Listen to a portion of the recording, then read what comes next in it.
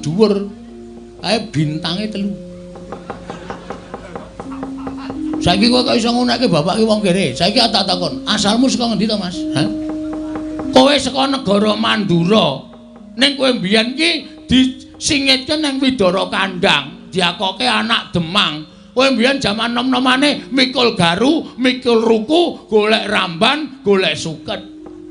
Nggo makani wedhusmu nang Widara Kandang. Barang saiki kowe dadi ratu kok glelengmu minta ampun to, Bol. Mbok sadar diri. Kowe iki asale saka desa. Wong iki aja ninggal karo lanjarane. Wong iki nek ninggal asal mula bukane, duwe derajat ora suwe, duwe pangkat cepet tetel, duwe bondo donya asat saben dina. Lho tenan aku ora gara, ya, Tru? Heeh. Balik ngono. Saiki ngene, aku wis kesel nyuwara iki. Sirmu piye aku tak takon? Lho, sirmu piye? Karepmu apa? Aku manut. Aku kasar ya wani, alus ya wani, padangane wani, petengane apa meneh? Lho, nantang petengan. Wah, santai tenan kowe. Tak leboni linggis, tak leboni wesi, tak leboni paku, tak leboni saking wesi wetengmu. Genep setahun kowe buka toko besi. Oh disantet kok malah buka toko besi ra ya seneng malah ora. Ayo ngopo? Iblis.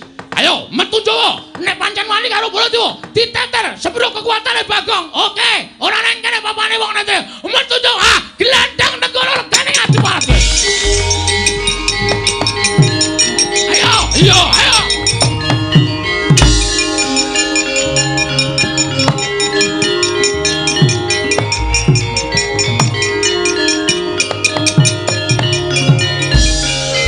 Gong, kok balik meneh?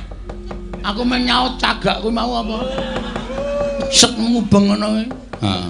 Wah angel ngene kon mikir ya, Tru. Heeh. Ora paham? Bagong piye kabul kawusanane? Kula tak metu mawon mungsuh Prabu Baladewa. Apike supaya aja nganti dawe gegeran. Awak dhewe ngalah wae ayo mulih. Matur karo bapak nek awak dhewe ora sida mboyong para Pandhawa ingkang sinambi mundi pustaka Jamus Klimasada. Iki tak sawang saka kadohan sinuwun Mandura licik. Licik piye, Tru? Ora wani temandang dhewe ngadoni awake dhewe ning tak sawang ngawe anak-anak Pandhawa, Ndarantarja, Ndarakaca, Ndarantasena. Kuwatire ngatiku nek dandang dikandhake kuntul